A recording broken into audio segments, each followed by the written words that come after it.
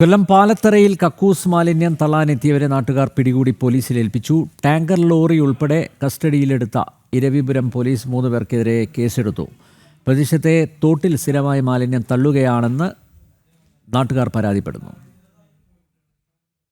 രാത്രിയിൽ ടാങ്കർ ലോറിയിലാണ് കക്കൂസ് മാലിന്യവുമായി സംഘമെത്തിയത്. മാലിന്യം തോട്ടിലൊഴുക്കാനെത്തിയവരെ നാട്ടുകാർ പിന്തുടർന്നു. ഡ്രൈവർ ഉൾപ്പെടെയുള്ള ആളുകളെ പിടികൂടിയ നാട്ടുകാർ പാലത്തറ ഡിവിഷൻ കൗൺസിലർ ഡെസ്റ്റിമോണയുടെ നേതൃത്വത്തിൽ പോലീസിനെ വിവരമറിയിച്ചു.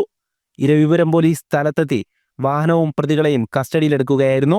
സംഭവത്തിൽ ആലപ്പുഴ കൊല്ലം സ്വദേശികളായ സുധീഷ്, ലിനു, ശിവകുമാർ എന്നിവർക്കെതിരെ പോലീസ് കേസെടുത്തു.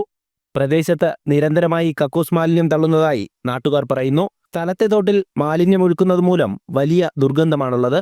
സമീപത്തെ പല വീടുകളിലെ കിണറുകളിലും കോളിഫോം ബാക്ടീരിയയുടെ സാന്നിധ്യം കണ്ടെത്തിയിരുന്നു. മഞ്ഞപ്പിത്തം പോലെയുള്ള രോഗങ്ങൾ ആളുകളിലേക്ക് പിടിപെടാൻ സാധ്യതയേറെ. ഈ സാഹചര്യത്തിലാണ് ഡിവിഷൻ കൗൺസിലറുടെ നേതൃത്വത്തിൽ നാട്ടുകാർ കക്കൂസ് മാലിന്യം തള്ളാനെത്തിയവരെ പിടികൂടിയത്. ജനം, കൊല്ലം.